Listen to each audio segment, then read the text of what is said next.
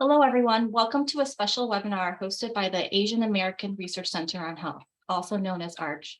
My name is Jane G, and I'm the Research Director of ARCH and also an Associate Professor of Medicine at UCSF.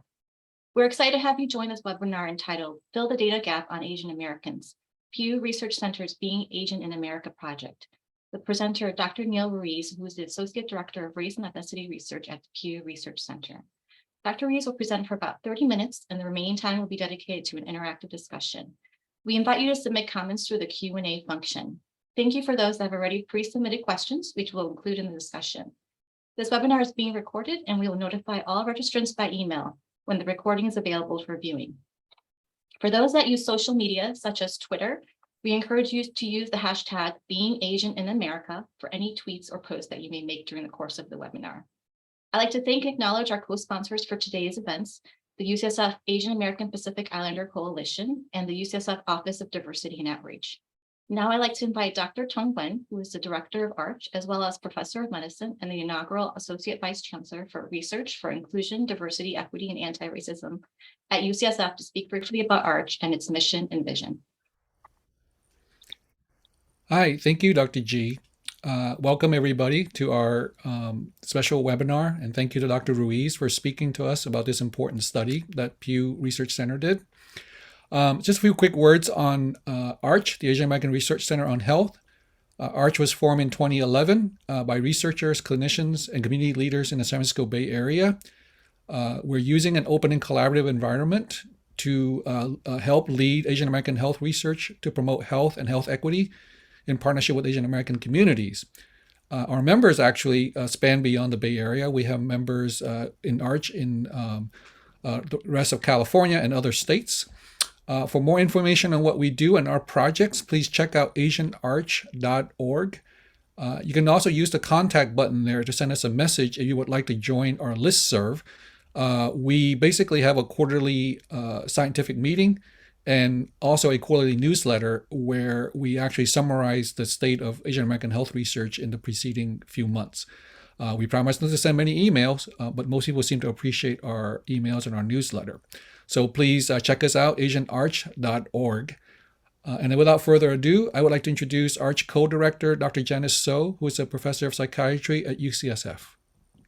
Thank you, Dr. Nguyen, and I want to welcome everyone again to our ARCH special seminar co-sponsored by AAPIC Coalition and also UCSF Office of Diversity and Outreach. It is my great pleasure to introduce you our speaker, Dr. Neil Ruiz. Dr. Ruiz is Associate Director of Race and Ethnicity Research at the Pew Research Center. He is a political economist with his PhD from MIT, a master's from Oxford University, and a bachelor's degree from UC Berkeley. Dr. Ruiz is an expert in migration and demographics. He studies the international movement of people across borders, high-skilled immigration to the United States and around the world. Prior to joining the Pew Research Center, Dr. Ruiz was the executive director for the Center for Law, Economics, and Finance at George Washington University. He also has worked as a migration and economic development expert at the Brookings Institution, the World Bank, and the Asian Development Bank. Today, Dr. Ruiz will be speaking with us about the Being Asian in America project, which is the largest focus group study conducted by Pew Research Center. 66 focus groups conducted in 18 languages with 264 Asian Americans talking about their lived experience in America. So the title of his talk is Filling the Data Gap on Asian Americans, Pew Research Center's Being Asian in America project. Please join me in welcoming Dr. Neil Ruiz. Neil, the floor is yours. Thank you so much, Janice, for having me. And it's a pleasure to be here. I know it's virtual, but my heart is always having been at UC Berkeley in the Bay Area. I feel like just honored to be speaking to an audience from UCSF. So thank you so much for having me. As we said, what I'll be speaking to is about this Being Asian in America project. This is really about filling the diversity of missing voices in public opinion research. I'm sure many people, when you watch election night, or you see polling or surveys about America, usually we always hear the missing. You see Black, Hispanic, white, and a lot of times it's always Asians usually missing. And what this project is really trying to help fill that void, the void of the invisibility of the voices of Asian Americans in public opinion research. So first, a little bit about Pew Research Center. If you don't know who we are, we're a nonprofit, what we call ourselves a fact tank, that we used to start it just as polling, but we really do a lot about facts about America, about the world. We have a lot of surveys that go on. We do a lot of demographic work. We also do big data work, but our funding mostly comes from the Pew Charitable Trust. And we really don't have any advocacy, no stance. We don't take any we don't make any policy recommendations, but we really care about accurately depicting the voices of the American and the global world, and then giving their voices to tell us what they're saying and what they're thinking. And so first off, when it comes to looking at Asian Americans, especially in public opinion research, there's two main challenges. The first challenge is that usually people treat Asians all as one monolithic group. And let me give you one example. Even in our own surveys at Pew Research Center, when we usually do surveys, a lot of times if we only offer English and Spanish, usually the Asian adults who are interviewed in our surveys would more likely just be in English. So here's a finding that, and this happens not just at Pew Research Center, but in many places in public opinion research. We have a finding about Asian Americans and their experience with discrimination, but this is just an example of kind of this caveat that Asian adults usually were interviewed in English. And knowing that a majority of Asian Americans in the United States are immigrants, and a large proportion also don't have English fluency, we know that we are missing a large proportion of the Asian population in terms of their accurately depicting their voices. Another part of this challenge of being treated as a monolithic group is that Asian Americans compose of many different ethnic origin groups. So we have large majority are 85% consists of these large 6 groups: Chinese, Indian, Filipino, Vietnamese, Korean, and Japanese Americans. And whenever you look at a statistic about Asian Americans or Asian adults, 85% are usually composed of these groups. So if you enter studied statistics, those groups are more likely to be represented in any national statistics on Asian Americans. And we know that we'll be missing those who are smaller proportion or less populous, like Pakistani, Cambodian, Hmong, Burmese, Malaysian, because they have 2% or less of the overall pie of those who are the Asian population in the United States. So that's challenge number 1. Challenge number 2 is that there's a diversity of experiences from these different origins, and also very different economic circumstances and starting points. So for instance, when it comes to immigration, you see that Bhutanese, Malaysian, Nepalese, 83 to 85% of the population from them that living in the United States are immigrants. Whereas Japanese, Hmong, Filipino, you see that Japanese Americans are 27% are immigrants, large majority already born in the United States.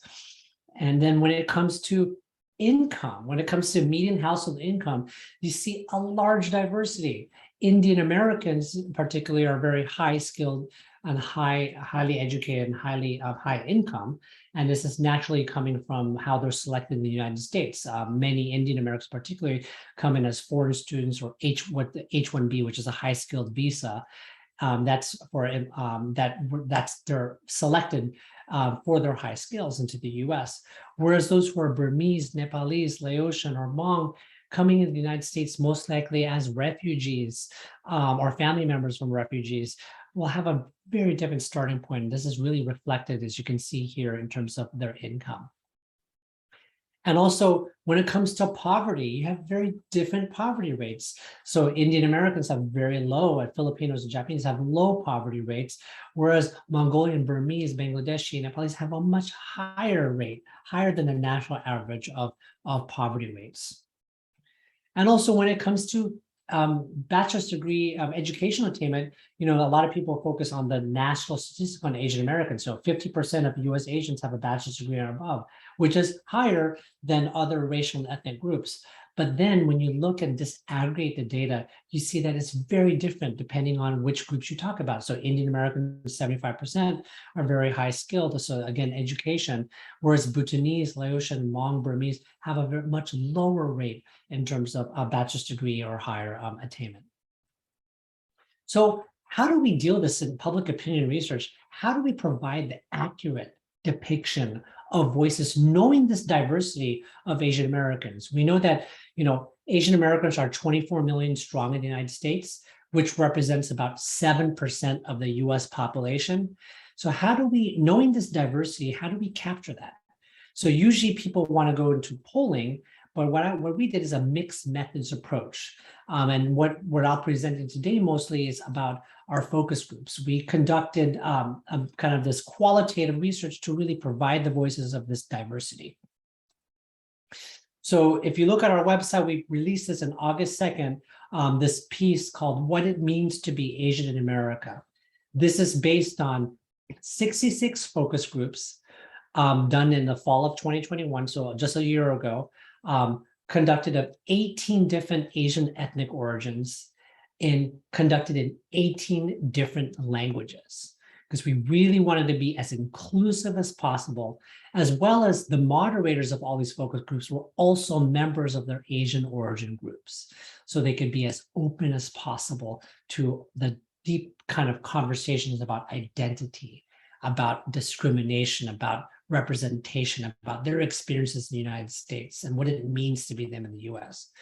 We really wanted to get this diversity we designed this so that we could get the different origin groups. We also got diversity of nativity, so those who were born abroad, born outside of the United States versus those who were born in the US and as second and third generation. We also had diversity of household income as well, for those who are high or low or mixed income as well. So we really wanted to depict, kind of understand in their own words, what does it mean to be Asian in America? And we took these transcripts, you could imagine 18 different languages. We had 132 hours of focus group transcripts in multiple languages. We had them translated back into English so that me and a team of researchers would actually use what we call Atlas TI, it's the software, to really understand what themes would emerge out of all these conversations. We had a moderator guide that kind of guided kind of the conversations that moderators said, but we really wanted to understand and analyze kind of the conversations, discussions, and then see what came up in terms of understanding about the themes of these focus groups. So first off, there's three main buckets of findings. The first is that we asked them how they identify. So this is how Asian Americans in the US told us how they choose to be identified based on the focus groups. We heard that Asian was only one part of how they viewed themselves, and it really mattered on different settings influence how participants chose to identify. And I'll give some quotes in a couple of slides, but we heard that Asian is used mostly in formal settings. We heard a lot about navigating social life in the US as an adjustment, especially those who came in as immigrants. And now knowing that Asian Americans are majority immigrants in the United States, over 50% were born abroad, this was a big portion of what we heard about from our focus groups. We heard this thing about balancing your individualistic, what it means to be American, about following your dreams, about being individualistic versus what they called collective thinking, or your family or your heritage informing you and telling you how you're supposed to behave or what you should follow, or your family is important. And we also saw how identity is influenced by birthplace, and those who were born abroad, very different experience than those who were born in the United States, and in very different issues about what does it mean to be Asian American in the US.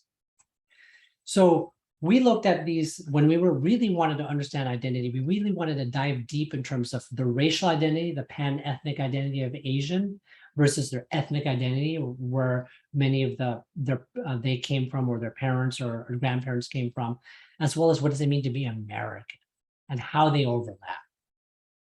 We heard quite a range of answers. So for instance, in one Burmese participants you see here on the upper left, in the very top of this graph, you see, she said that, quote, most people don't know where Burma is. So I just say I'm Asian. So that's on one end of the spectrum. But on another end, on another side of the spectrum, we heard some people who talk more about their ethnic identity. For instance, someone who's Cambodian said, quote, Asian is so broad, I am Cambodian. So we heard these wide ranges of answers, and I'll go a little bit more deeper on some of the themes that we heard. We heard that smaller ethnic groups were defaulting to Asian since their groups are less recognizable. So for instance, this immigrant woman of Bhutanese origin in her late 40s, she says, quote, coming to a big country like the United States, when people ask where you're from, there are some people who have no idea about Bhutan. So we end up introducing ourselves as being Asian. And here's another quote about looking at how Asian as a label or identity just doesn't fit in some instances. For instance, this US-born woman of Indian origin in her late 20s says, quote, I love South Asian or Desi, only because up until recently, it's fairly new to say South Asian. I've always said Desi because growing up, I've had to say I'm the quote red dot Indian, not the feather Indian. So annoying, you know, always this distinction that I've had to make. So you could really hear in their words about, you know, how they're struggling with how do you identify with Asian, or does it really resonate with you? Another theme that we heard is about this balancing the individualistic versus collective thinking.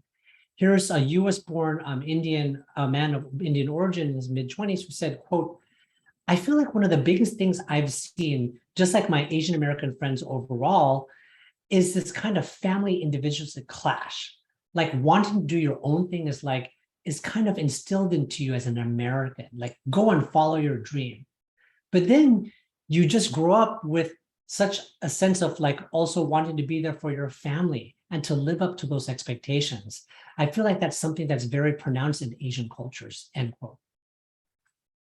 So we heard a lot of these things about identity. People were kind of navigating and struggling. You know, we heard from many US-born Asian Americans trying to struggle and navigate. What does it mean to be them? Do they follow their family heritage? Do they, you know, follow their dreams of being American? Or how do you balance the two? Or how it also evolves over time? So it's very interesting to hear that, because those are things that I've heard even as a Filipino American. I've heard many of those things, and I was feeling those things as well, being part of the community. But now let me go to the second bucket about this is how others see and treat me. And this is where a lot of our conversations that we heard about discrimination occurred. So based on previous Pew Research Center studies, we did some surveys on the, again, not the perfect ideal, but of our Asian adults interviewed in English survey. We found that a majority of Asian Americans say violence against Asians in the US is increasing. We saw this we did this survey in the spring. We also did it last year and a couple of years before that in the middle of 2020. And we also heard that people worry that they might be threatened or attacked because of their race or ethnicity. And that many Asians have changed their behaviors because of the violence, of the increased violence against Asian Americans. But in this backdrop, we also found that earlier slide that I said at the very beginning of this presentation, that, you know, even before the pandemic, a majority of Asian Americans had personally experienced discrimination because of their race or ethnicity. This is nothing new. Discrimination came in many different forms. And let me kind of highlight some of them that we heard in our focus groups. So first, we heard this overarching theme about this disconnect between what the participants told us how they want to be how they choose to identify versus how others see and treat them.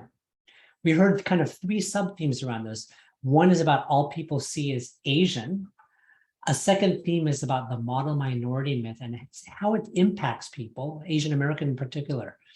And then whether US-born or immigrants, Asians are seen by others as foreigners, this forever foreigner mentality.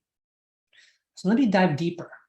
Let me look at this quote from this US-born woman of Korean origin in her late 20s, talking about the model minority. She says, quote, as an Asian person, I feel like there's that stereotype that Asian students are high achievers academically. They're good at math and science. I was a pretty mediocre student, And math and science were actually my weakest subjects. So I feel like it's either way you lose. Teachers expect you to fit a certain stereotype. And if you're not, then you're just a disappointment. But at the same time, even if you are good at math and science, that just means that you're fitting a stereotype. It's actually your own achievement, but your teachers might think, quote, oh, it's because they're Asian. And that diminishes your achievement. We heard this sentiment throughout all our focus groups where people were telling us, model minority myth, what do you think of that? People were like, well, I guess it's good, it's supposed to be positive, but it also comes with these expectations. And if you don't meet those expectations, you're a disappointment. So in a way, the stereotype actually you're never a win-win situation as this respondent was telling us. Another theme that we heard is about this forever foreigner mentality. So whether they were born in the United States or they're recent immigrants from Asia, Asians are seen as others, as foreigners.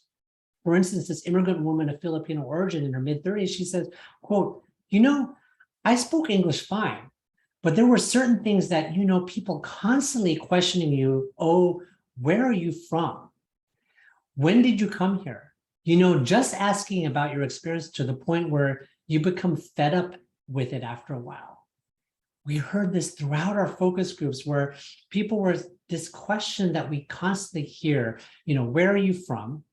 And usually if people answer, I'm from California, where are you really from? And you might answer, I'm from San Francisco. And they're like, no, where are you really, really from? And people were telling us throughout focus groups, this happens throughout their lives because people are assuming that they're from abroad, from somewhere else. Even though sometimes people are curious and just really want to know your ethnic background, some people also said it's offensive and it actually are tired of it because they think that they're constantly not American. And then the last bucket is about what does it mean to be home in America? So we really wanted to understand, despite all this discrimination, despite these instances of feeling forever foreigner or, model minority, and then also trying to understand and navigate your identity. And we asked participants, what does it mean to be them in the United States, being here in America? And we heard kind of all our participants, despite all these challenges, they told us that they took pride in their unique cultural and ethnic backgrounds, calling the United States their home. Many took pride in their unique cultures. Their home is America, whether or not they are immigrants or recent immigrants or they were born in the United States. And a lot of people told us that American means to be able to blend your unique cultural and ethnic heritage in the United States. We heard also from a lot of our US-born focus group participants, those who were born in the United States of Asian heritage, many of them, Asian Americans, were telling us they've always had to navigate and they've always had a kind of love-hate relationship with their ethnic backgrounds. Sometimes they had to go through, quote, what people told us, identity crisis as children or teenagers, trying to figure out how do they fit in. Where do they fit in with their friends if they're the only one who's Asian, or among a lot of Asians, like what does it mean to be them in America? But here's what we heard, and I think these two quotes kind of capture a little bit of the sentiment from a lot of our focus groups. The first is from an immigrant man of Bangladeshi origin in the mid-50s. It says, quote, Bangladeshi Americans who are here, we are carrying Bangladeshi culture, religion, and food. I'm also trying to be Americanized like the Americans regarding language, eating habits. And there's another Indian man of immigrant origin who says that, just like there are Chinese Americans, Mexican American, Japanese American, Italian American, so there is Indian American. I don't want to give up Indianness. I'm American by nationality, but I'm Indian by birth. So whenever I talk, I try to show both flags as well, both Indian and American flags. Just because you make new relatives, but don't forget the old relatives. So these quotes kind of capture what people are trying to struggle with, whether they're immigrants, they have a strong sense where they came from, but they're also trying to establish themselves here, being American, being them from their origin nation, or those who are born in the United States, trying to understand their parents' or grandparents' heritage and trying to be them in the United States, navigating what does it mean to be American. We heard these struggles and these challenges, but in the end, we did hear this blending of kind of American means to be able to blend where they came from, what they learned, and also who they are as American individually. So you can see all these quotes. We have this question about what does it mean to be them in America? And we wanted to really give the richness from all these 264 participants in the 66 focus groups, what they told us, what does it mean to be them in America? So you could go through our website and you could kind of sort through by origin, and you could also filter the quotes by nativity, by age. You could kind of see, like, for instance, here's a quote from an immigrant woman of Vietnamese origin, and it shows it was translated from Vietnamese, which this was, and it tells us what they told us, what it means to be them in America. So this is a really rich kind of source for finding your voices or our voices or Asian American voices in our own study. And we also wanted to humanize these focus groups, because we didn't want to put videos of the actual focus groups for PII purposes. You don't want to actually show for privacy concerns. But what we did is that we recruited another set of participants who agreed to be part of our video documentary. So we have here, you see some quotes here, and we have a lot of video clips sprinkled in through the data essay, the publication, really telling us and humanizing a lot of what we heard from the focus groups. And this also accumulated to a 30-minute documentary and called Being Asian in America. And I'll have the organizer here share just a short 2-minute clip about what it means being Asian in America. So if the video could be brought up now. And it's just a 2-minute clip. I think I straight up just identify myself as a Chinese American woman. I think it's very important to mention the fact that, like, where my parents are from, where who I am, and then where I was born, America. When I came to the US, I was 5 years old, and I remember feeling confused. I remember feeling, which one is my home? Because I was young enough that I didn't really remember a full experience of being in Laos. But I also remember thinking, I don't fit in here. And as a young child, it was just very confusing. Am I Lao? Am I American? When I was growing up, I felt definitely Chinese. But I felt I was Chinese American because I was born in America. But I felt that others didn't see me as being an American-born Chinese. They saw me as just being Chinese. I would say that having lived overseas, American is first and foremost my identity. Theo tôi thì dù sống ở đâu thì tôi vẫn là một người Việt Nam. Mặc dù sống ở Mỹ đã vào quốc tịch nhưng tôi vẫn là một người Mỹ gốc Việt. Theo tôi thì các cháu sinh ra ở Mỹ và lớn lên ở đây thì các cháu có một cái lối suy nghĩ Mỹ nhiều hơn Việt Nam. I identify myself as Sikh American, and when it comes to saying that Sikh American, I bring my Sikh values and then I adopt the American system, American values, and I combine them together into a good human being and a good citizen of this place, which I have now started calling my home for 20-some years. When I talk to people, when I first introduce myself, I definitely say I'm Hmong and I'm a Hmong American woman. I think it's very hard to separate Hmong and American. When it comes down to it, I might say I'm Hmong first, actually, but I would say that I carry both of those contexts with me. And I think also being a woman is very important to me because as a woman, it's very different also in the Hmong community. Sometimes it's even hard to explain to other Asian Americans how I feel as an Asian American woman, and when I see someone, I have a friend who's actually Chinese, and talking to her, we're so close, but even trying to share my experiences is difficult because our experiences are not the same, even though we're perceived as both Asian American women, right? I didn't know.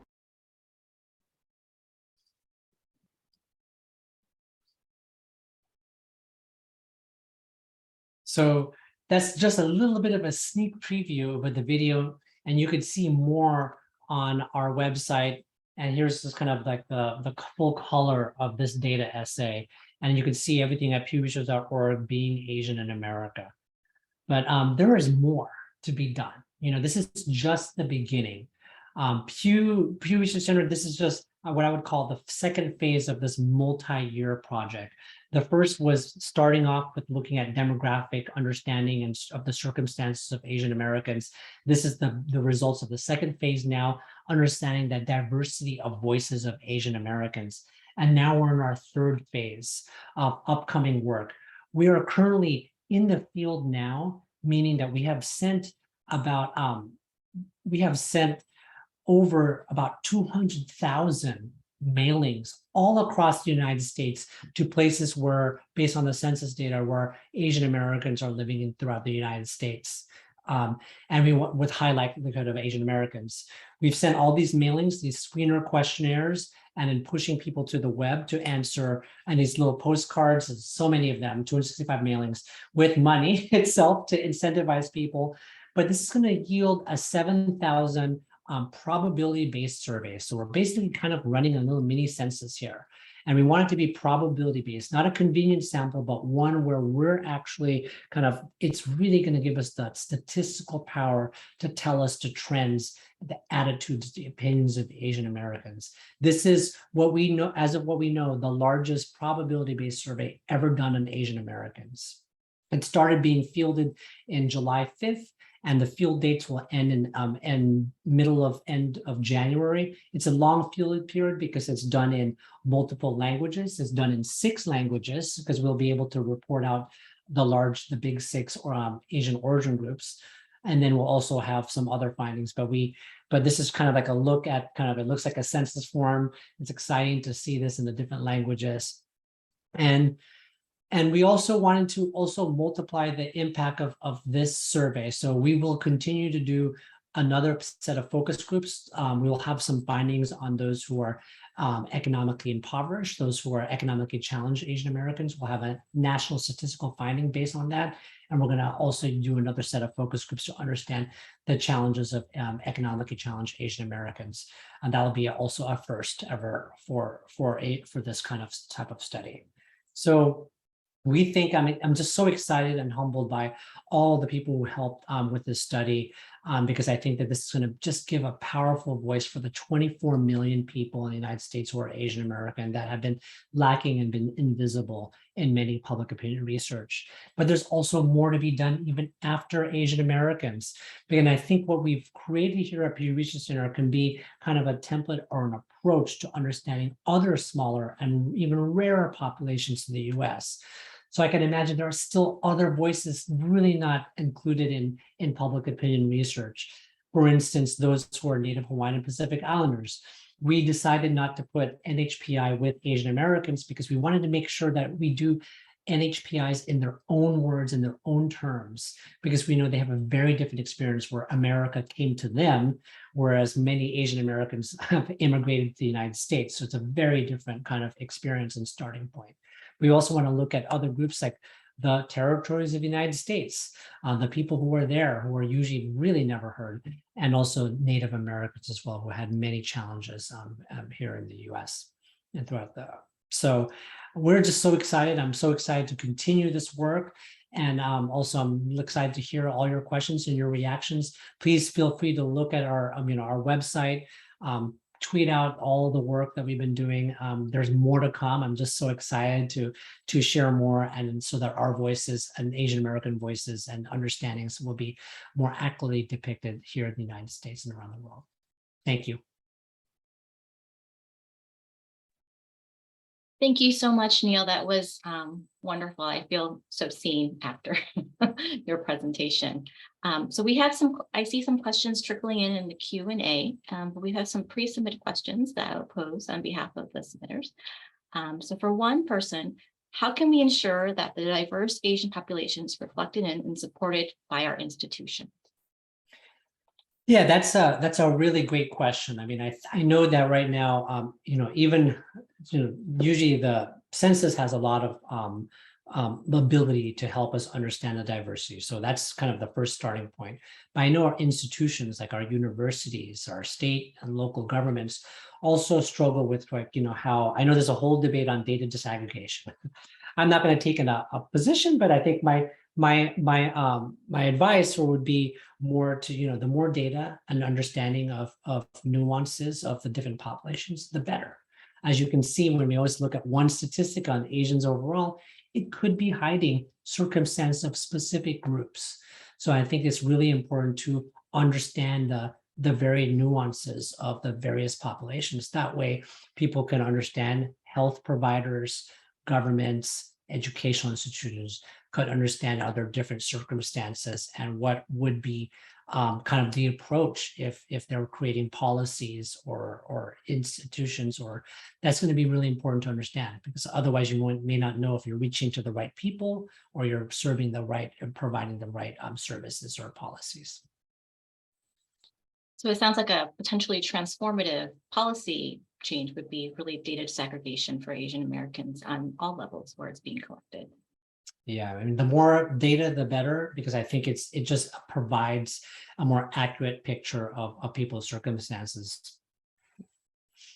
And so for another question, a registrant was curious, what finding was most surprising to you? I mean, that's a great question. There were so many. It was hard to distinguish like the surprising findings because, being Filipino American, I was hearing myself in there. But one thing when I take a step back and look at all 66 focus groups of 264 participants, what was surprising is that there are shared experiences, even though there's a lot of diversity. There's still this shared immigration experience that many people have experienced. But then that's kind of what kind of glues everyone together, the experience of whether the parents, grandparents, or great grandparents came to the US and were trying to figure out how they build their lives in the US. But then also the diversity was interesting. It was I knew based on the statistics, the demographic data, that there'll be diverse experiences, but it was really different, right? There are very different circumstances. If you're a refugee, they never planned, many of our refugee groups, they never planned to come to the US. They didn't know where they were going to go. They just knew they had to leave, right? They had no home to go to anymore. So they had to leave. So many people from Cambodia, Laos were telling us, they were in Bangkok or in Thailand in a camp trying to figure out, we didn't know where we were going to go. We thought we were going to go to the United Kingdom, Canada, and we were lucky enough to come to the United States. And there was this thankfulness that we heard from many refugee groups. They were like so thankful that they were picked to come to the US and being able to start up and whoever their sponsors were. That was really heartwarming to hear that, because we don't hear those stories enough on Asian Americans. Usually it's the narrative about, leaving your country and then come to the US with and economics, like, trying to make your children do well, which they all do, like refugees too. But then theirs is a very different starting point. Many didn't even prepare, didn't know the language, didn't even know they were needed to prepare to come to the US and learn English. And so that was very enlightening to hear those stories. I think the stories sound like, very powerful, and they also depict Asian Americans in the full spectrum of different experiences that we have, not just one story that may dominate, public opinion or be in media, right? So I think that's great. The next question we have here is, how are demographics accounted for when an Asian American chooses either Asian or Pacific Islander? And for this person, she said, I might select Pacific Islander while my parents might choose Asian. This person might be a Filipino. That's a great question, because when I think back in my childhood, I'm Filipino American, so born in California, but so I know this question is very, right straight to what I experienced as a child. We heard especially our Filipino origin groups struggling with this, and even I did as a child. Like, what do you pick? It's not even just Pacific Island, Philippines. You look geographically, it's an island set of many islands. Or it's also a former colony of Spain. So are Hispanic? So for Filipinos, I heard this even in our focus groups, and I know from lived experience, are we Hispanic at all? Are we an island, Pacific Islanders, or are we Asian? Many of our Filipino focus groups did tell us this, and many people get mistaken for different groups too, because Filipinos have come in all shades and colors. And have different last names, from Spanish to some that are more Filipino oriented. So I think that it's quite, I guess sometimes people think it's confusing. And I think as a kid, but as you grow older and you learn more about your history, about yourself, and then, or from your parents, then you really learn what's important to you to identify and how you would self-identify. But I think when it comes to a self-identifying, if people do choose to identify as specific honor, if Filipinos choose to do that more en masse, then that's what they choose to identify, right? So I think, but I think the majority, right, we'll find out more in the statistics with the survey in the spring, because we ask those questions. We ask a lot about kind of how would you choose to identify. We will look at different regions. We will ask that Pacific Islander thing, see if certain groups will answer that more. So, you know, to the person asking the question, you won't feel alone. You'll finally have an answer if how many % of people will actually identify as Pacific Islander. And so to segue in a related question, are interracial adoptees and mixed race individuals represented in the data? And I think this goes with how one perceives their identity. Yeah, I mean, that's a great question. Unfortunately, we didn't focus on international adoptees. I mean, that's a really interesting question, because I've heard this a lot, especially with population that have high adoptees. Like I know Korean Americans are very high, and Chinese Americans. There's a large, significant international adoptee population in the United States. We didn't see those. I think we had one adoptee participant, but otherwise, we didn't really. I don't want to draw on all from that one person's experience, but no, unfortunately, we don't have it specific. But it is something that we are going to keep an eye on. That's actually fascinating to understand adoptees' experience and, you know, identity. Right? You have perceived identity, how people see them, but you also have how do they choose to identify, and how does it change and evolve over the life course as a child compared to when they're an adult. So I think those are great. That's a great question of that needs more study. Thank you, Neil. So I have one more final pre-submitted question, and then we'll transition to Dr. Wen for some of the questions that were submitted. So for this final question, can you please address worsened disparities suffered by Asian American groups caused by COVID-19 pandemic and anti-Asian hate? So what was the first part? Can you please address the worsened disparities suffered by Asian American groups caused by the pandemic and also anti-Asian hate? Were those themes that were prominent in your focus groups and interviews? Yeah, that's a great question. So from our focus groups, we did hear a little bit about, you know, from what happened since the pandemic, and of course the increased hate that we heard in the news a lot, and also some other scholars have done a great job of tracking anti-Asian hate. We heard a lot from our focus groups that, you know, this is not the first time that they experienced this across the board, and it was different by origin group. So just let me give you a couple of examples, and it's in our video. Our video really kind of highlights it even more, these themes. Japanese Americans, we heard stories from our focus group participants as well as our video participants about, you know, many of them landed in Colorado, like they originated in California, but they're no longer there, they're in Colorado, and we were wondering, you know, what happened, why are you there? And they were telling us that their grandparents or their parents' land was taken away during Japanese incarceration, and they had to go to, you know, Colorado is one of those places where they were able to own land again and to relocate to. We heard stories about that experience, which was horrific. Really, you know, being, you know, kids telling us, at least them telling us their experience of not knowing where they were going and why were they taking showers in horse stables, and that's just you know, and not knowing where they were going to end up at and why they were in these incarceration camps. So that was hard. That's really heartbreaking, and to hear those stories.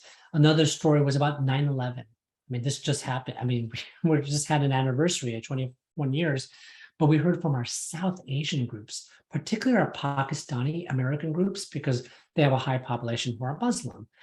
And they were telling us that many of them, not one of them said they were not discriminated against. Actually, of all the focus group participants were telling us from harsh to extreme harsh experiences. So give you an example. One was telling us that, you know, a couple or a month later, they would go and a TSA officer would stop them and basically kind of feel threatened, being stopped in a terminal about their, you know, their status and showing their passport and also the story about when they arrive back in the United States about how they have to go through secondary screening. They never a moment where they never get secondary screened, right?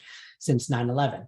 So those are the stories, and also people's houses being vandalized or their businesses, or it's just really sad to hear those. So then when it comes to COVID-19, we also heard stories about being, mistaken for Chinese or being blamed on the streets for that, and also subtly in racial slurs and happening as well. So it's nothing new, as we can tell from this story and what we heard in our focus groups. This has been here for a while. And I think what focus group participants were telling us, that this is nothing new. So when COVID-19 happened, they were like, and this happened on anti-Asian hate, it was not a surprise to many people. Just one comment before I transition to Dr. Wen. I think there's like a predominant narrative, like among non-Asians, that Asian Americans do not experience discrimination or racism, but really there's been generations of it. One of the most exclusionary federal acts of discrimination was the Anti-Asian Exclusion Act, right? Decades ago, or centuries ago. So I really appreciate that you bring that all to light and the varied experiences from different Asian groups. So I'm going to punt over to Dr. Wen to facilitate some of the questions in the Q&A. Thank you, Dr. G. And thank you, Dr. Ruiz, for both the presentation and the work that you're doing, which is incredibly vital and important, and I think transformational.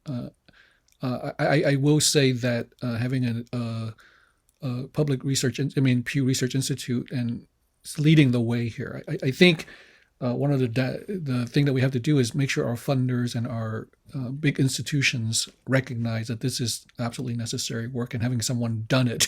It's always easy to say, look, Pew has done it. Why can't you do it? And so we really appreciate the work. I'll have a softball question to start with. So 3 people asked, can we have access to the slides? How do you feel about that? Yeah, I could share the slides. I'll put it in a PDF so it's easier. Okay, and we'll then be able to upload it to the Arch website, and so you can access it. Thank you. A question about a Hmong American person. In our culture, we don't verbally express our emotions and feelings. That's probably true for many Asian groups. And if not, I'm sorry, I'm skipping through here. How do you go about getting participants to open up and share their personal experiences? Was it challenging? How did you go about getting them to open up? Yeah, that's a great question. So we really had to. We had this whole moderator guide that we created, and we also did a lot of mock focus groups to test it out with different groups, and especially Hmong. Yeah, you're right. Some groups we were worried about opening up, but one thing that we did is that we made sure all the moderators were members of the ethnic groups. That was key. So all of our immigrant focus groups, those were for people who were born abroad. We had it done we had a different language. We had it done in language. And then for the US born focus groups, we had them in English. But in both of the instances, they had whoever was a member of the ethnic group, because I think that was one way that people could say that they have the same lived experience and understanding. We also asked a lot of kind of questions. We had some polling questions type of exercises we had in our focus groups. All the focus groups were virtual because this is, again, a year ago where we were still in the heart of the pandemic. And we had ways and exercises for people to tell us, what would be kind of how would they choose to identify, various different exercises to them open up. So, but we were really happy. When I look back at the recordings, people were really open and they've told us very deep stuff. We heard people even telling us about their immigration status. So we had to, we had to make sure everything's secure, the files, but, telling us like how their route into the United States and their deepest kind of feelings about themselves and their treatment in the United States. Great, thank you. I think, again, the emphasis on culture and linguistically concordant interviewers and facilitators are just key, because they know how to get around a lot of these initial issues with communication. So we're talking about disaggregation. So let's talk about disaggregation. One of our questionnaires says, what about disaggregating within each group? So we're talking about class, and this particular person is talking about caste and religion and ethnicity among Indian communities. I can also imagine questions about geographic disaggregation. Being Asian in California is different than maybe being Asian in Iowa. Thoughts about that? That's a great question. So in this report, we wanted to give an overall kind of understanding of all 66 focus groups. We did do splits of nativity. we did do splits on income levels. So we did have some of our focus groups that were more higher income versus lower income. So we were, you're right, we were disaggregating our focus groups as well, just to get people to be able to be open and converse. But you're right, even in a survey or in demographic data, there's a lot of ways we could cut the data, depending on the power of the statistics, like if we have enough of a sample and are enough representativeness in the data. But I think that one of the things that you're right, there's caste, there's class, there's religion, there are all these breaks. I think what we're going to see when we have the survey released in May, we're excited because it's such a high sample size that we think we're going to be able to get a lot of those breaks. And we did ask religion questions. We did ask regional questions. We did ask all these different questions and I think the breaks will tell us. We'll have age breaks, those 50 and over, those who are younger, generational. Or we'll also have the education, because I know that usually Asian Americans have, as I said, 54% have a bachelor's degree or above, but we're going to start going to lower, have also those who are under BAs. Thank you. Sounds like we're going to have you come back when the surveys are out. So awesome. Another question is a trainee in research is asking the question about ways to sample or reach groups that are quote unquote hard to reach, or as one of my mentors says, they're not hard to reach, they're hardly reached. So how do you think, I mean, you do have a lot of resources at Pew, probably not as much as you want, but like for people who are just doing this on a smaller scale, any sort of thoughts about how to do this? I mean, that's a great question, because I know people say, hard to reach. And that's usually the excuse in public opinion research. People say, whenever, if you look at public opinion research, why are we missing a lot of these voices? Why are they not there? They either say, oh, it's hard to reach. What does that mean, right? They're like, well, it's expensive, right? Or they do a calculation of a ROI, right? Percent of the population, how much you have to spend to actually accurately depict that population, right? So then I'm like, well, but they're still important, because they're important. And I believe, this will give a full picture of America. You need to reach out. So you're right, it's hard to reach, but I think what we need to do is, even when we do have resources, which we were lucky to get a lot of funders that I was able to convince to join this and to help us kind of depict an accurate picture of Asian Americans, is that we had to make sure we had buy-in within the community. So our partners, the people we were working with, our vendor, those who were working with us to conduct the focus groups, we really needed to be members of the communities, which is why we had the moderators. But those who were recruiting our focus group participants needed to be trusted members of those communities. So they were reaching out to different associations, reaching out to various organizations and of different cities throughout the United States to really, and then tell them about what we're doing, because no one wants to just be there and have someone knock on their door and say, hey, it's Pew Research Center. Would you like to talk to us about your identity and your immigration experiences? I don't think anyone would just want to do that. They need to know that it's a legitimate study. So whether it's us at Pew or whether you're doing a study at university or a different research center, I think it's important to get the buy-in of a community. You really need to kind of convince, there's always, I want to call them gatekeepers, but there are people who have great reputations in communities that you could actually, get, they'll be your informants, those people who could, and also connectors, they'll connect to the potential participants. So that's really important as part of the process. And then of course, it's expensive. If you want to do it well, if you want to make sure you're cognizant of like making sure you're selecting the right people, sometimes it does get pricey, but especially when it comes to one of the big expenses is translation. Right, this is 18 different languages, and there are languages that we have to find people. It's really hard to find people who are even interpreters there, because it's rarely done for like Bhutanese or Burmese, right? So I think that it does get expensive, because you want to make sure you're accurately depicting their voices, and you have to do it in their language. Well, thank you. I think that is really a crux of this, right? If this population matters and we want to measure them appropriately, then we need to invest resources in doing that collection appropriately. So hopefully funders who are on this call or reading this report understands that. I want to ask one more question, and I'm going to turn it over to Dr. So. I think this sort of came up in one of Jane's question, but this issue, you address it for adoptees, but multiracial Asian Americans. So I'm assuming that some of these people that you got into your focus group were multiracial.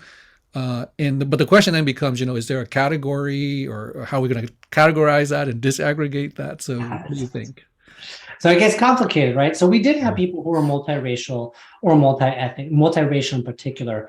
And we know certain populations are more multiracial than others. For instance, we know that Japanese Americans are a large proportion, based on our previous studies, where we did surveys on multiracial Americans, have a very high proportion who are actually majority who are multiracial. So it does come with challenges, right? Because we love our categories, right? In research, it's great to just focus on, but it's fluid. Identity is changing, people are intermarrying, and we know that we're going to have to adapt. We know the census is struggling with this now, where they're actually asking people to put multi-categories and trying to collapse them into multiracial or the different categories. We know they're thinking about it now and changing for the future for 2030, because this is a demographic change, and this is just our times are changing, where people are being more multiracial or multi-ethnic.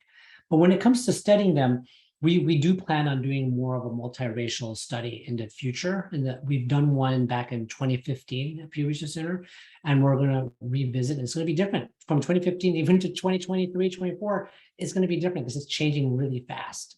So I think that that's one thing that we would definitely want to hear. But just to give you a little bit of a flavor of what we heard, I remember there was a couple of people who were multiracial, ones who were from Latin America and Asian, who were telling us, it was interesting, how do they identify? They came into an Asian American study, and they were saying, well, I've identified more with my Asian culture because my mom was Asian, and also my dad was never around, and I visited the country where my mom came from.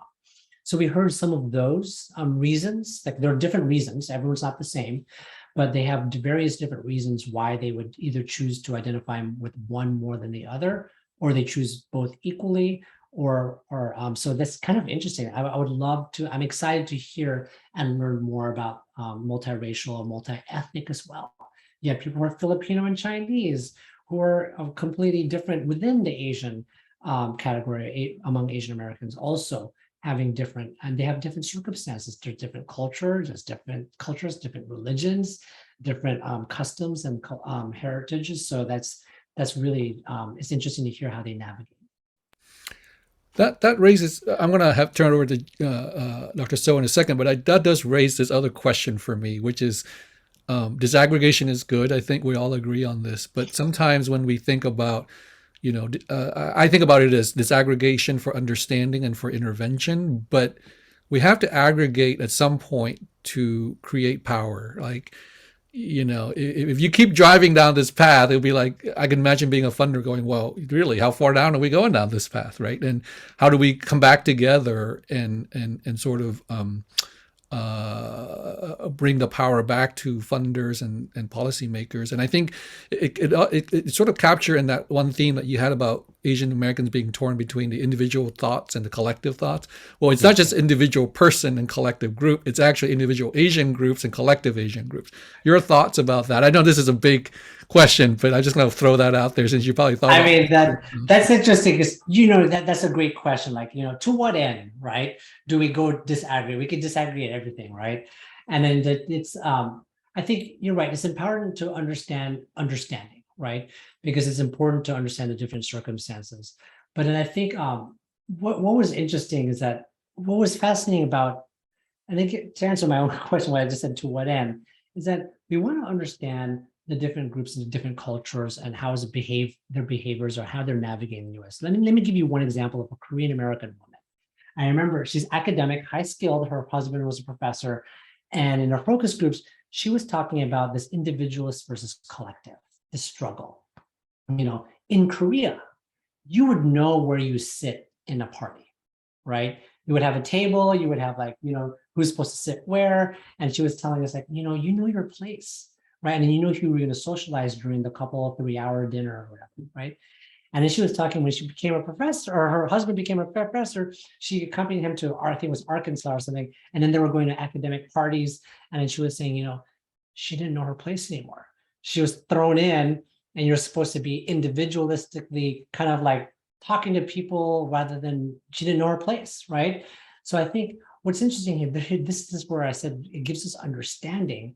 Everyone always says, or everyone always thinks, oh, Asian Americans are quiet, or but she's giving a reason because she was kind of like shocked. It's a different culture. She didn't know how to navigate it. She was still learning that you have to actually go out there and be individuals and go up to people and talk. That's the American or kind of academic way. Or if you're in a fundraising event, that's what you do, right? And you're not going to have a seating arrangement or something like that or your place. So that's just one example. I think it just gives us a deeper understanding of people's behaviors.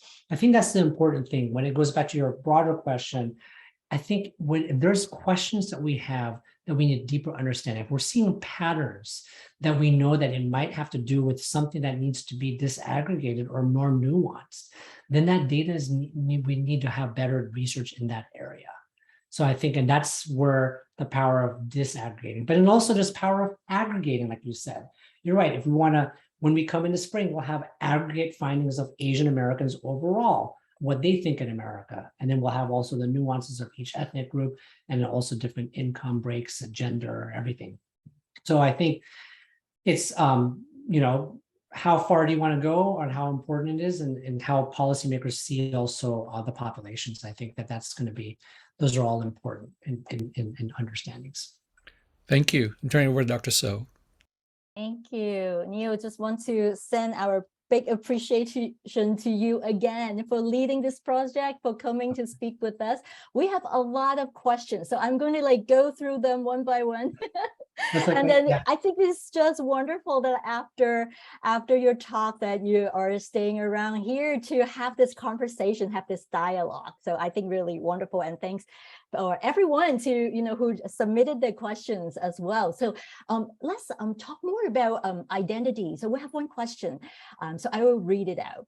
Did you see themes about brown Asians feeling excluded from the Asian identity by other Asians?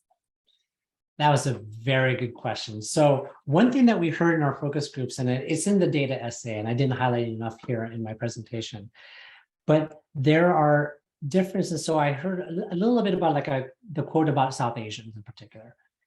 And we asked everybody this, all 66 focus groups and all the different origins. And when it comes to your mind, what do you think of immediately when you think Asian? And everyone always says 3 groups, right? Chinese, Japanese, Korean.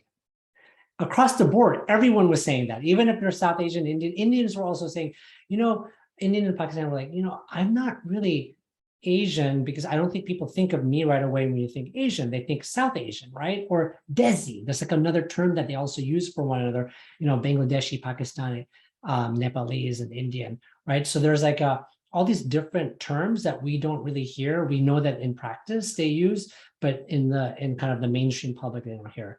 But those are kind of the things that we heard. People struggling with not being thought of as one, but also people being mistaken. So we heard some of our people who are brown Asians, if you want to put it that way. We had, in terms of experience of discrimination, we had stories of a couple of our participants who actually were in LA and they were arrested because they thought they were Hispanic. So they were being mistaken for Hispanic because the police were looking for 2 Hispanic females and then there were 2 Indian women walking in LA. And then they were arrested because of that. So you do see how, there are differences and how Asians are perceived, or South Asians are perceived in this case, versus how other Asians are perceiving each other, who's Asian and who's not, right? But I think, of course, the census and the US government has a definition, which is by the Office of Management and Budget. They have an actual definition that everyone uses. But you're right, it's also very, in practice, it's different. And we're seeing that in our focus groups. Definitely. It's like those boxes are not enough, not sufficient for people to check and all that too. And that's just really speaks to the importance of the project that you have led, that you provided this platform for people to share these experiences that you just shared with us as well. So another question, this is a practice question, this is interesting. How can we overcome the problem of diversity of Asian population if we want to improve health services for them? So a little bit on the practice side, your thoughts, some examples that you like. to Yeah, share. we heard in our focus group, this is really interesting. One of our, we heard this several times, the language issue is a big one. So let me give you an example. In our Cambodian focus groups, we heard from several of our participants, those who were immigrants, recent immigrants, they're refugees actually, who, especially in Long Beach, there's a large Cambodian population in Long Beach, who were telling us some of them were telling us when they were a child, they didn't understand anything because they had no Khmer speakers at all, not even a teacher. So they were really struggling in school. Another person, an adult, who was telling us, he just arrived and he had health issues, right? He didn't know how to describe to the doctor that he had something hurting in his brain that he needed help, and he couldn't describe because from a practical reason, medical doctors you're going to want to know all the symptoms you need to know so you could practice, medicine, right? You would like that from your patient, right? So here's a patient who didn't know how to communicate, and he found out he had something really bad. He had to have brain surgery, but he didn't know how to communicate until they found an interpreter. And then finally to go to the emergency room to communicate with the medical doctors. And thankfully they found someone. But that's like a practical end, like in education, in hospitals. We heard this from our police officers, like where people were being stopped for a ticket and then they didn't know how to communicate. And they're in a rarer language, if you want to put it, like Khmer or Lao, like different languages. And they couldn't figure out how to communicate with a public official. Or enforcement agency. So that comes to struggle. So this interpretation is a big one, especially when it comes to delivery of services. And it's scary. He was telling us how scary it was. It's in our video too. We had another participant who talked about how scary it was because he didn't know, he knew something wrong with him, but it couldn't communicate that. And that's probably an awful feeling. It's probably awful for the doctor too, because he didn't know what to do, right? Yeah, that really speaks to the importance of, like, when you mentioned about education, but a lot of it also comes from data experiences that people are willing to share. And like this need to be known, like the voices, our voices need to be heard. And I think that just speaks to another importance area. So let's talk more about data. We have another comment and want to get your thoughts about that too, related to this aggregation. So what are some efforts to disaggregate data on Asians? There is so much to be done. For example, in California, Asian prisoners are identified as other, which really sweeps the state of incarceration under the radar. Your thoughts about that? I mean, that's interesting. I mean, in terms of data, you're right. No one wants to be othered, to be honest. And then we don't know if people want to study or learn more about, the circumstances. I mean, under that other Asian, we don't know languages, right? We don't know origins. We don't know whether or not they need specific, interpreter to help them navigate life in prison, right? Or other services. So I think that's actually important. I think if we have populations that cannot be served, or I mean, in this case, are they being treated fairly, right? So I think that is, or should they have certain, services that provided that we don't know of because of their origin or of their race, right? In this case, because both race and origin are not even are both in other. So I think that is that's important to understand, because I think that and to have in terms of again, more data is better, I think, because it actually helps us understand the needs for certain populations over for them. Yeah, totally agree. Yeah, I got a comment that a few more questions on methods. Back to your project about methods. Okay, so I'm going to read it out. A nice comment here. Thank you for sharing this. It is clear that a lot of planning and work went into this project. The focus groups separated immigrants who have been here for more or less than 10 years. Was there further consideration to separately analyze those who immigrated as a child versus an adult, and what time period they immigrated, since they may also influence their experiences? Also, it is great that there were bilingual staff to conduct the focus groups, but were they also involved in analysis to try to make sure the cultural nuances were understood? Sort of two-part question. No, that's so great. So I'll do the second first, and I'll get to the 1.5 generation.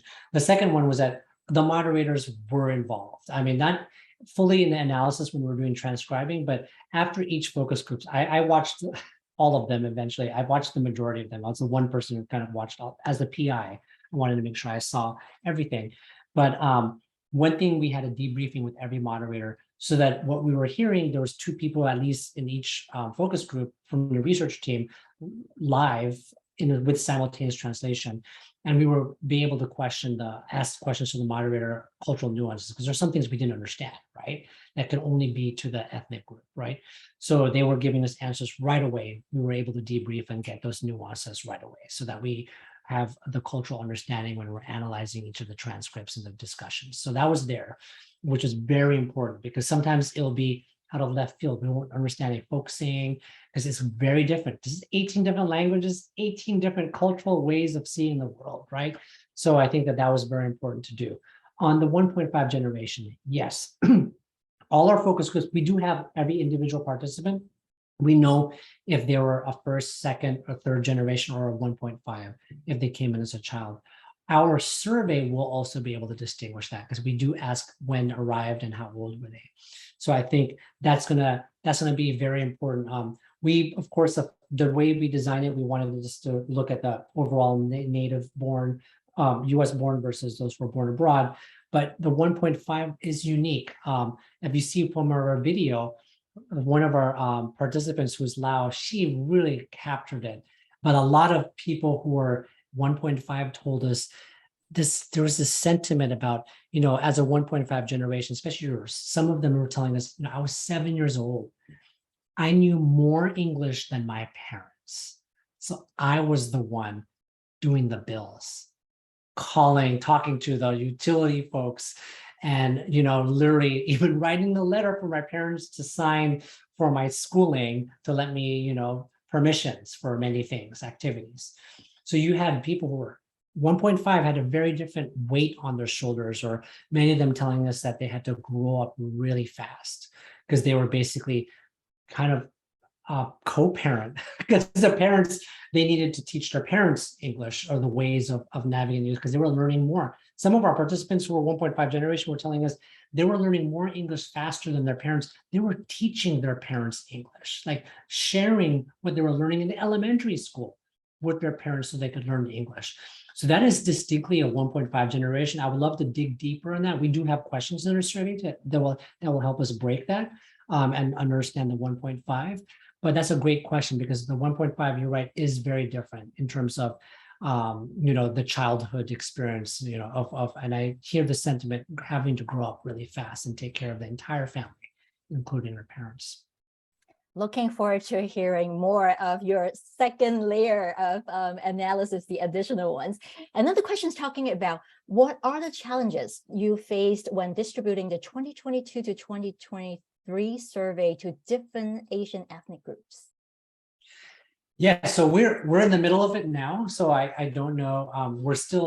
We have several, we're still in the mailings, we're still in the getting the responses online as well as by paper.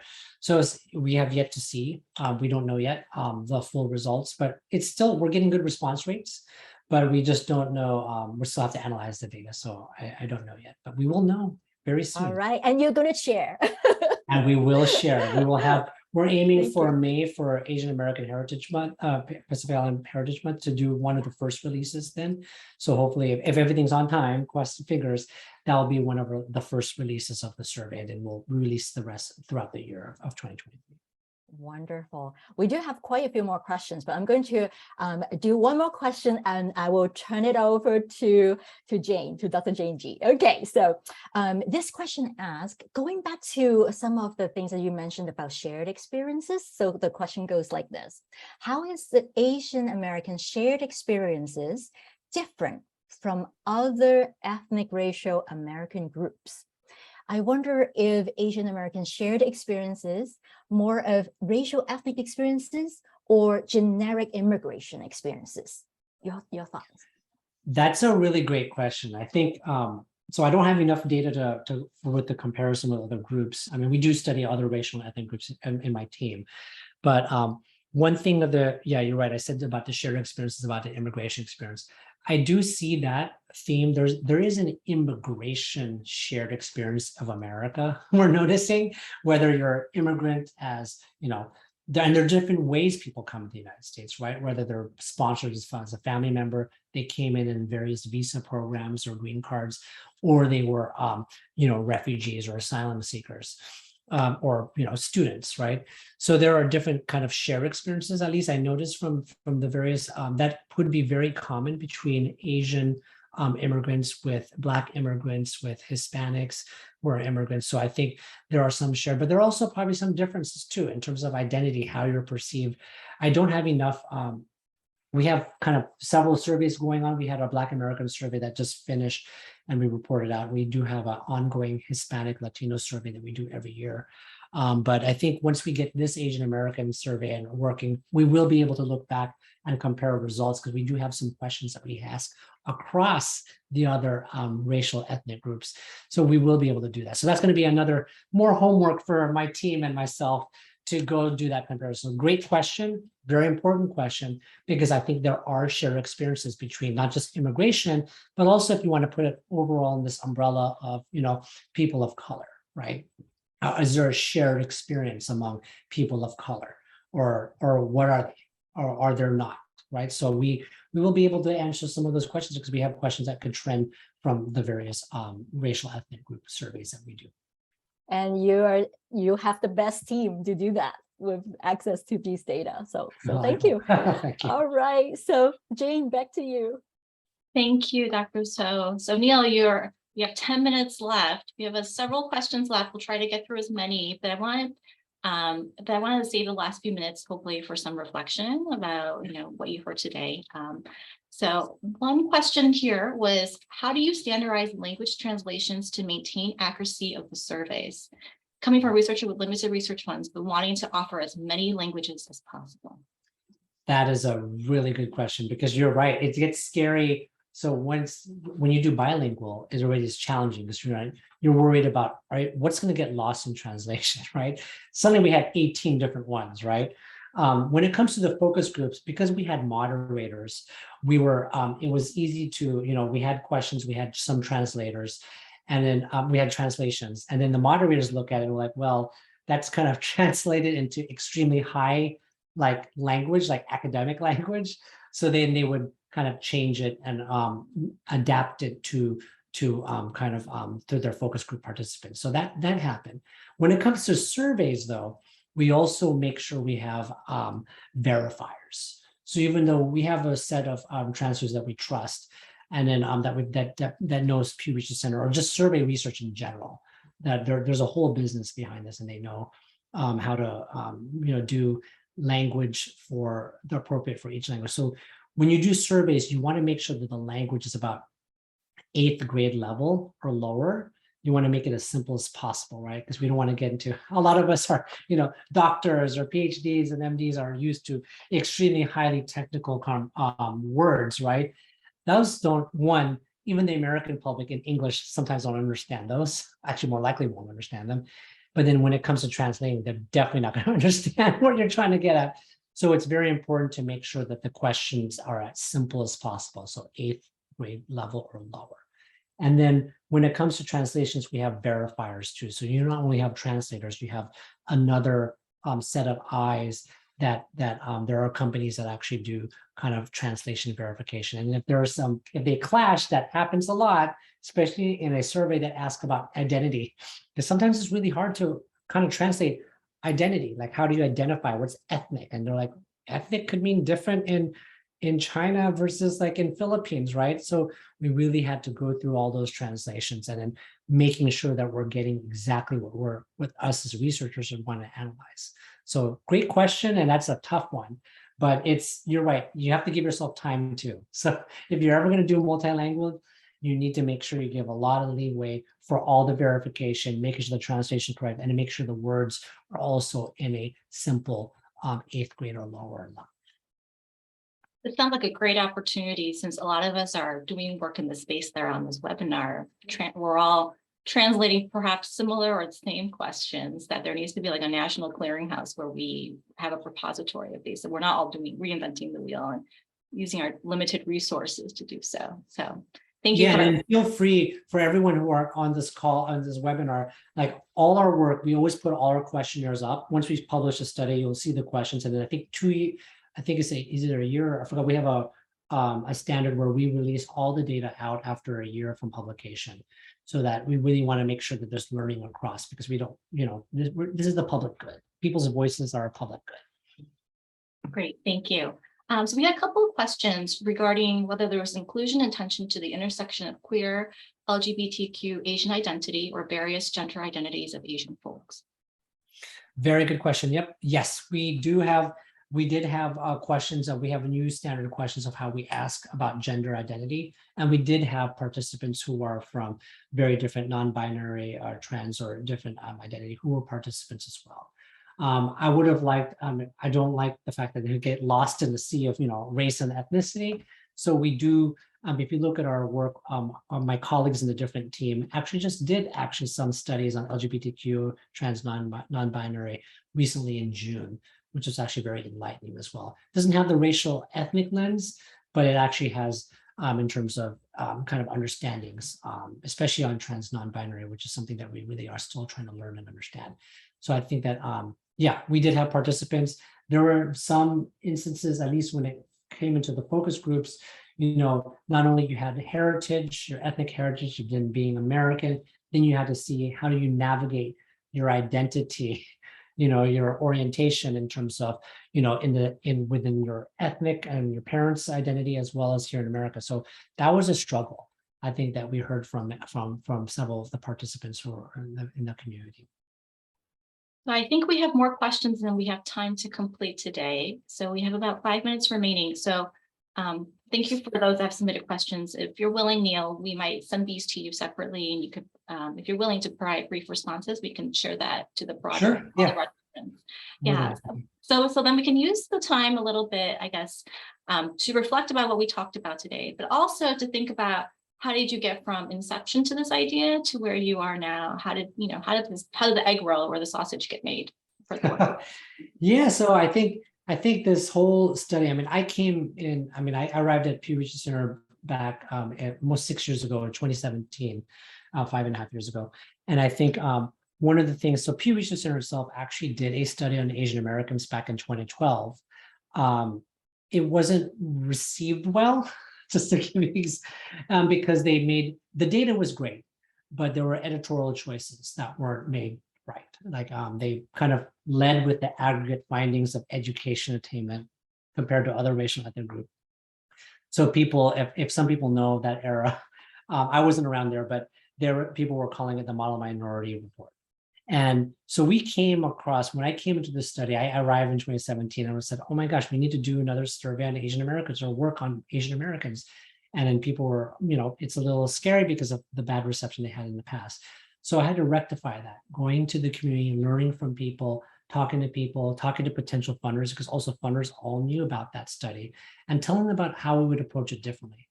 And then, me just being a member of the Asian American community or population, I knew that, this is sensitivities of who we are, and help them convince that, I would have a different approach. So I think that is, that's how this was conceived, and there was a lot of repairing to be done, but also I wanted to really we have this data already in the census. There's data all around us that could be disaggregated, that can tell a story. And now it's about adding the voices. So then the qualitative part was really, I knew that surveys couldn't get us the statistical power to report smaller groups. So I said, if we're going to do a Pew study and we want to provide the voices, let's do focus groups or some qualitative work so that we can hear their voices as well. And then now we have the bigger kind of survey that we're doing now. So I think, and I'm excited about that, because I think what we're going to do is not only we're tackling identity, immigration experiences, navigating being American, but we're also going to be dealing with what we don't hear about Asians who are economically challenged. because the data is pointing out that among all racial and ethnic groups, Asians have the highest inequality of any racial ethnic group. The top 10 percentile is bigger gap between them and the lower 10% among Asian Americans. So I want to understand what is going on there. So I'm excited this survey will help us understand that. And then we're going to have another set of focus groups to focus in, laser focus on that. Because I think that will provide many people an understanding of, Asians are not like the big statistic, all doing really well. But in those who are not doing well, what are their needs? What are their opportunities? What are their challenges? I think that that's going to be those are going to be important voices to understand. And I think many people in this call is going to be important for the work that you do. Thank you, Neil. I feel like this has been a tour de force. I think giving voice to a lot of experiences that maybe the webinar attendees have experienced themselves. So I want to express our deep thanks for that. And any last comments or thoughts that you would hope that the attendees would leave with this or be inspired for their work, perhaps focused on Asian Americans? Yeah, I mean, this was tough. I know that doing work on Asian Americans is tough for many of our, blue chip companies, organizations that have been there for a while, or new ones as well. It's challenging because it's also hard to convince funders, why do we need to do Asian Americans, right? And people didn't know until, to be honest, when 2020 happened, and then suddenly they're seeing a rise of anti-Asian hate, that's when suddenly Asian Americans were in the bucket of, oh, wow, discrimination or racial equity kind of funding that kind of was unlocked. So I think that, I know it's tough, it's hard, but I think what's important is as long as you say that it's important about giving an accurate picture of the American population. If you have sectors of the American population that are not heard, we don't have understanding, and then we're not going to be doing our job, right? We're not making sure that everyone's heard or the services are provided for them. And I think that's kind of my mission. I hope is the mission of many of us to really help have these understanding so that we can all do a better job, especially in health, when it's health, education, government services. Thank you so much, Neil.